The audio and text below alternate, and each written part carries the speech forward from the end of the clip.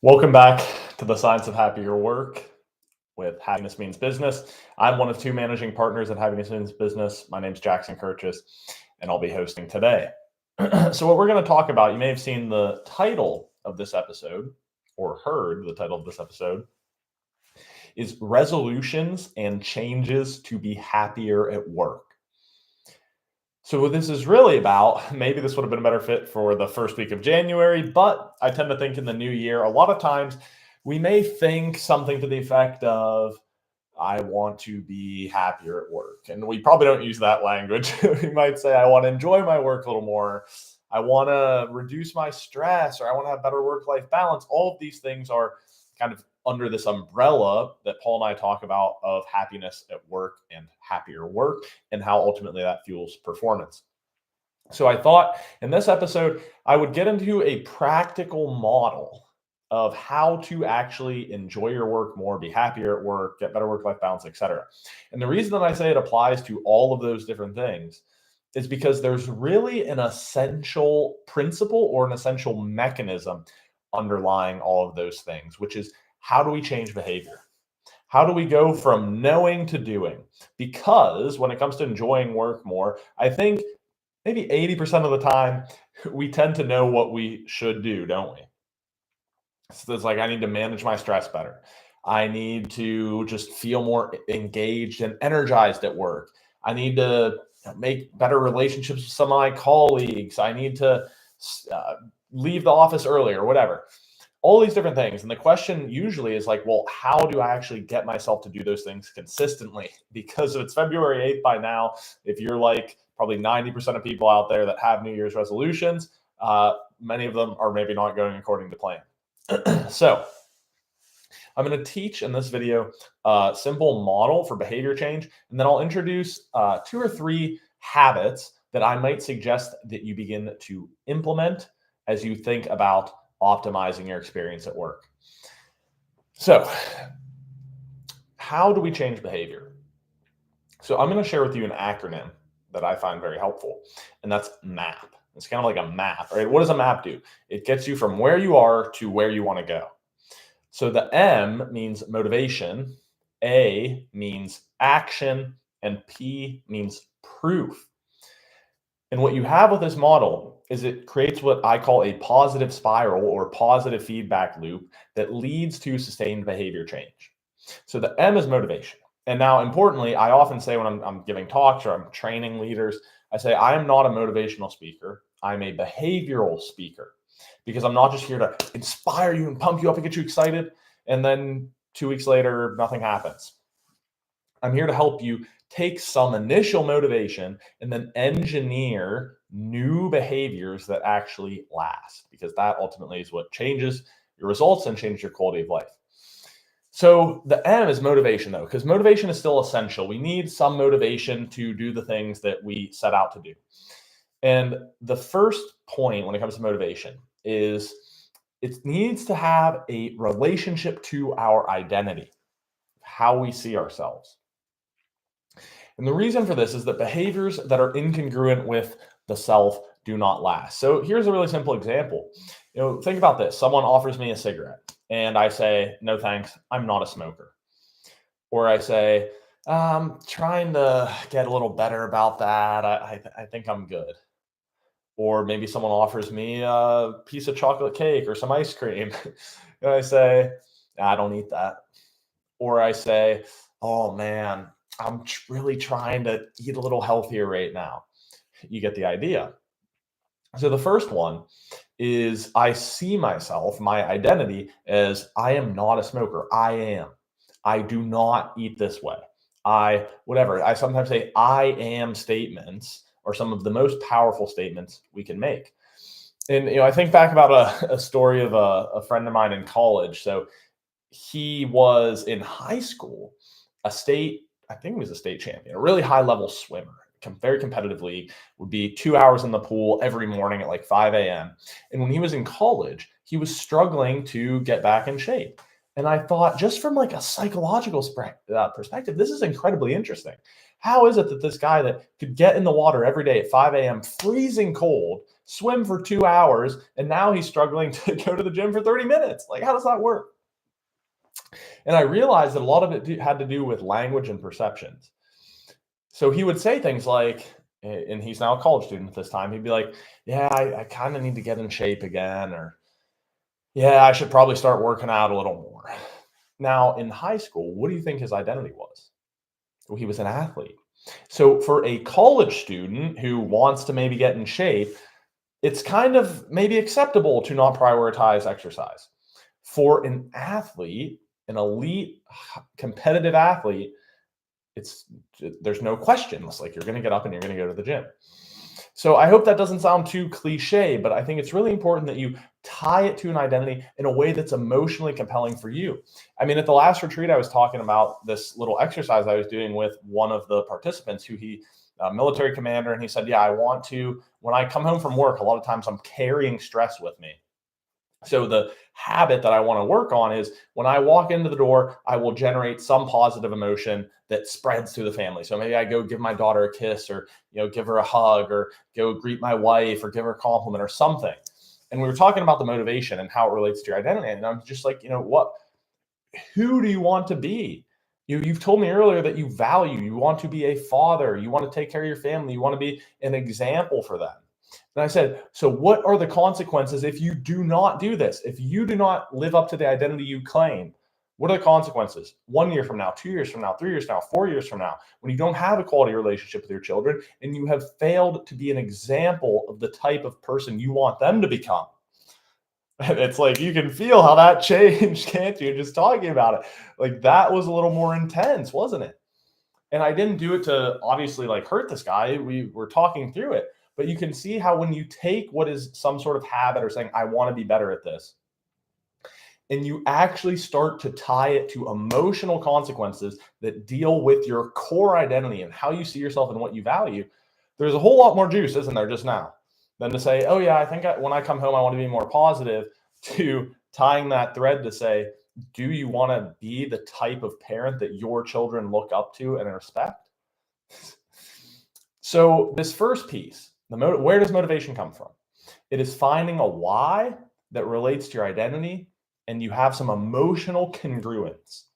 And now I'm going to give you a final science-based protocol to help you foster further this motivation. I found this really interesting. It was part of a toolkit by Dr. Andrew Huberman, who's a neuroscientist at Stanford, and he drew on a couple primary research studies. I don't have the citations in front of me, but I thought it was interesting. What research has found in the scientific literature is that if you already have some motivation, it is most helpful to do positive visualization. If you're just totally lacking motivation, it actually helps to do negative visualization. So what do I mean by this? So the positive one is, let's say I'm trying to get a little better at managing my calendar. Let's say that's a common habit. And I'm feeling pretty motivated, but then I've got to sit down and it's like, hey, this is my 1 hour a week where I try to organize all my tasks and get on my calendar, and I'm ready to do it, but it's maybe not great. That's where you might do some positive visualization. So you're going to think through in the future state, how will it feel when you're done? What are the positive benefits of accomplishing that task, right? Kind of embodying, stepping into how will it feel to have accomplished this and stuck with your stated behavior. So you say, wow, that will be nice to have my week just planned out. I don't even have to think about it. Everything's organized. I'm being more effective. I've got better balance. Like, this is nice. The flip side of that is if you're just feeling like zero motivation, I'm just like, oh, I can't even deal with this right now. I don't want to do it. That's where some negative visualization comes in.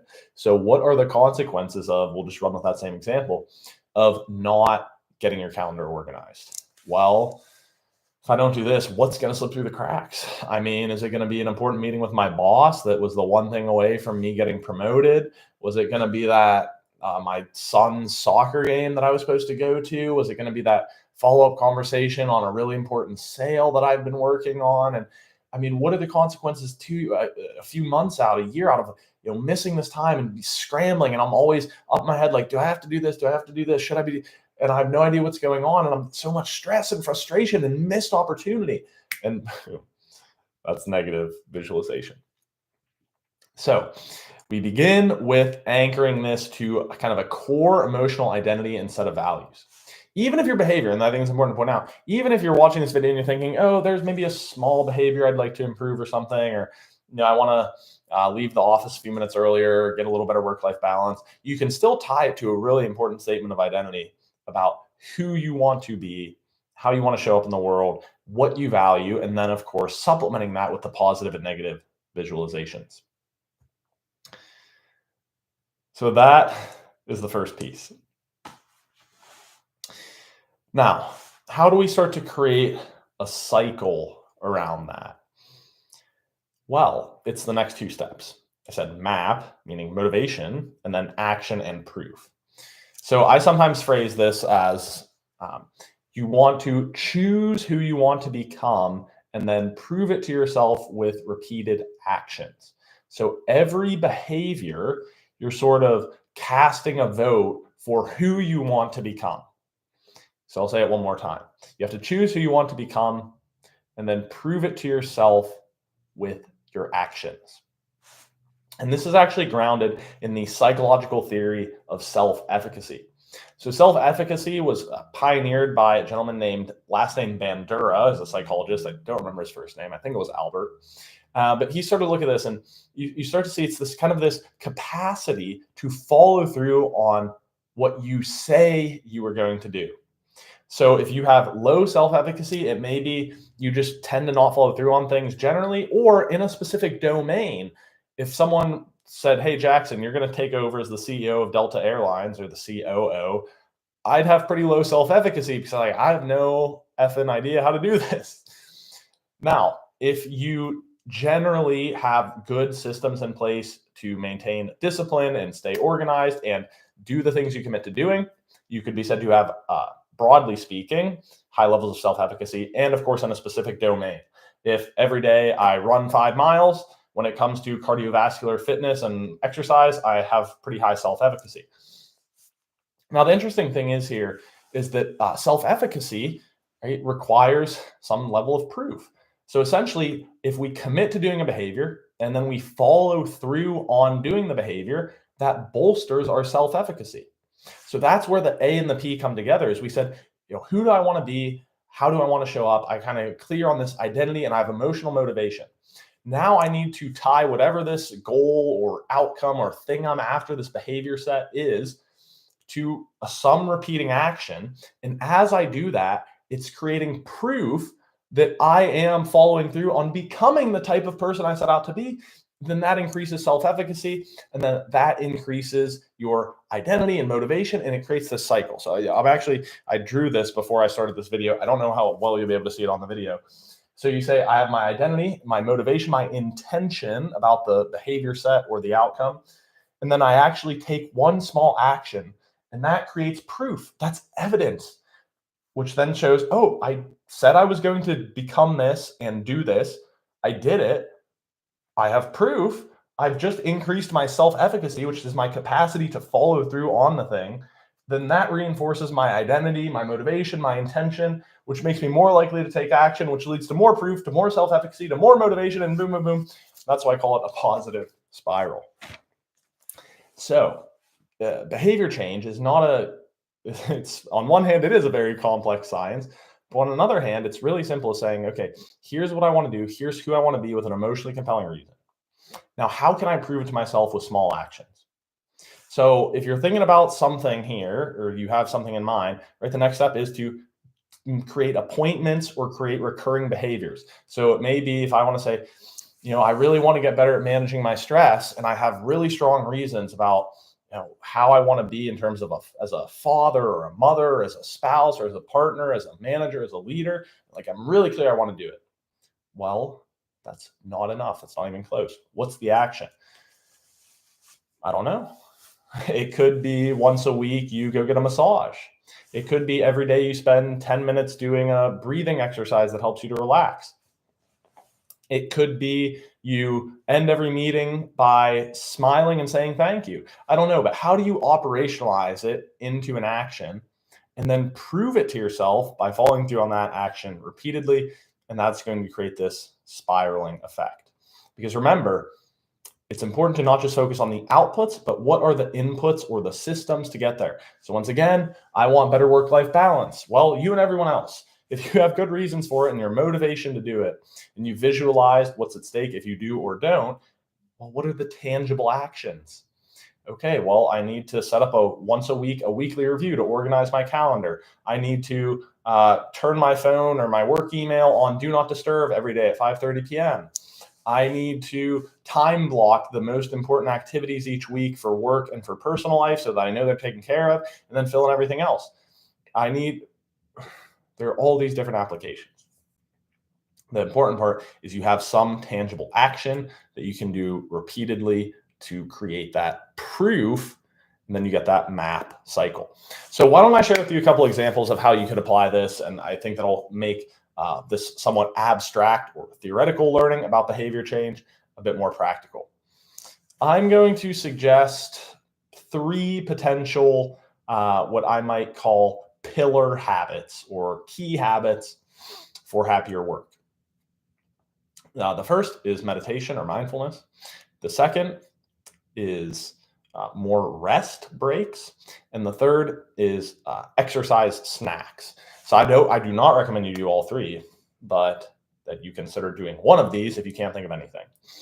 So the first I said is meditation. So that's just doing something each day that helps you to cultivate your awareness or be more mindful. It could be specifically to reduce stress, or it could just be to say, hey, I want to kind of train my ability to be present, or sometimes I say it, to be where your feet are.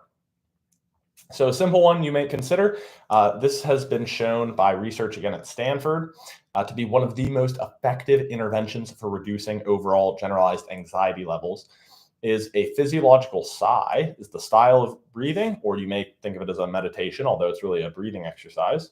But it's the same mechanism as meditation because it's helping you to ground and come back to the present moment. And they did a study looking at this versus standard meditation and versus those who did nothing. Standard meditation being something to the effect of, hey, just sit and try to pay attention to your breathing or something. And you don't control the breathing, just sit and pay attention.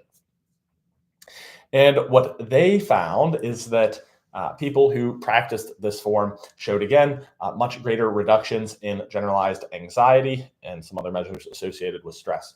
So what this looks like is you spend 5 to 10 minutes each morning breathing in a certain way. And the way that you can breathe looks like this. So you're going to breathe in at the top of your inhale. You can take another second inhale and then control your sigh coming out. I'm not going to explain all of the biomechanical mechanisms behind that, but the main idea here is that you get that double inhale. Don't have to do it every time, but ideally you will. That helps to inflate your lungs. And then that slow and controlled exhale that is longer than your inhale, ideally a few seconds longer, produces a down-regulating effect in the nervous system. So when you go, it's kind of like when you sit down on the couch and you're like, that's actually telling your nervous system to calm down.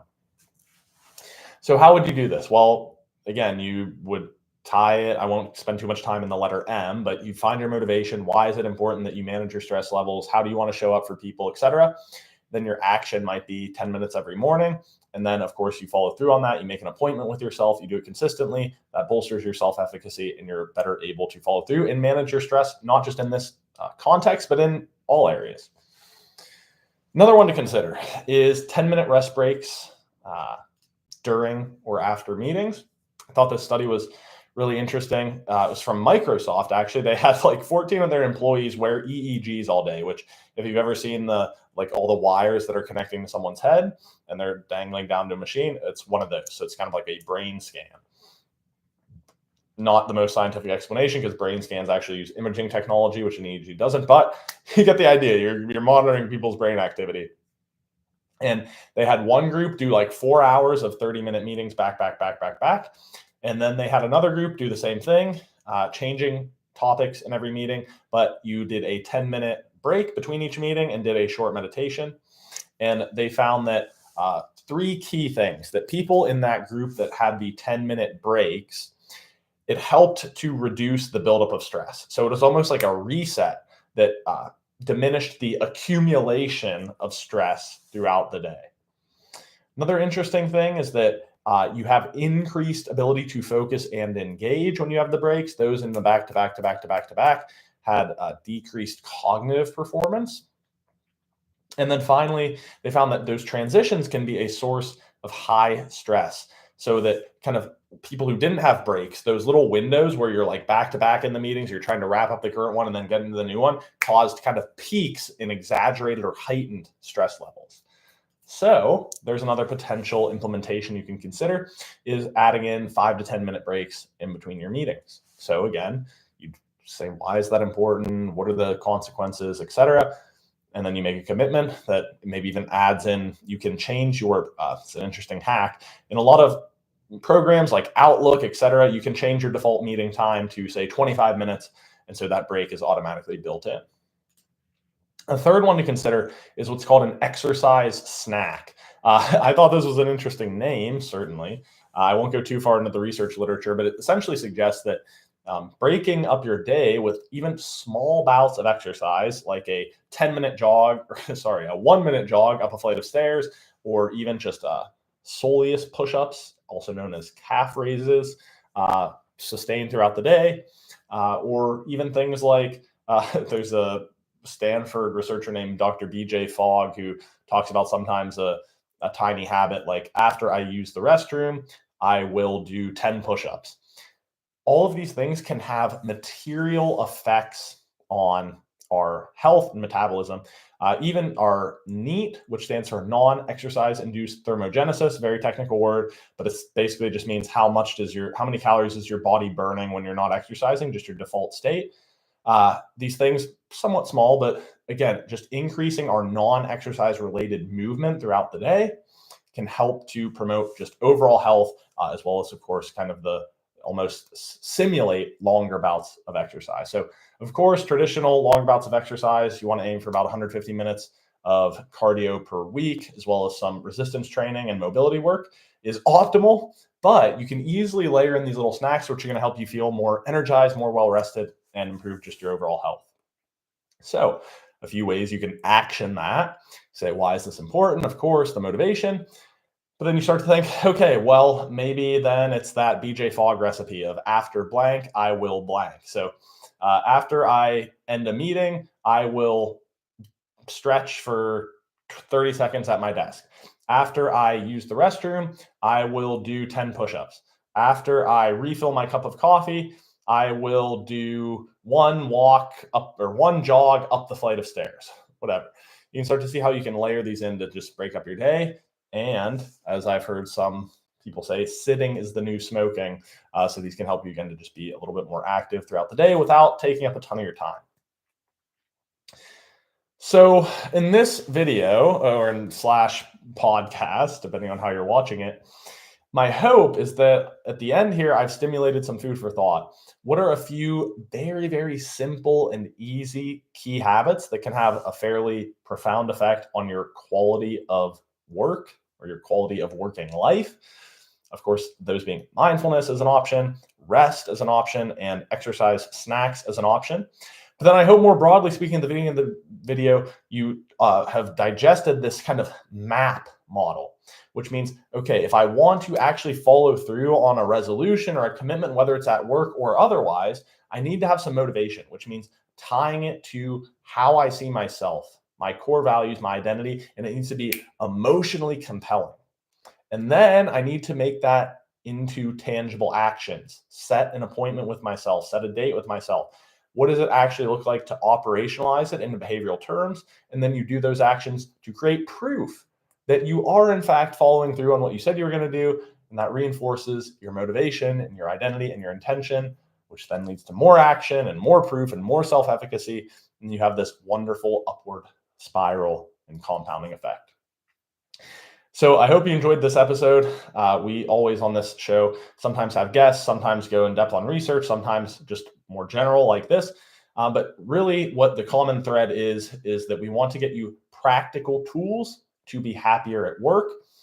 And that's grounded in an understanding that when you are showing up at your best in work, you're going to not only enjoy it more, but perform better as an individual, and the teams that you lead or that you work in, or even organizations as a whole, are going to perform better as well when their people are flourishing.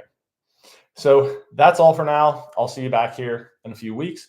Thanks for watching or for listening, and have a wonderful day.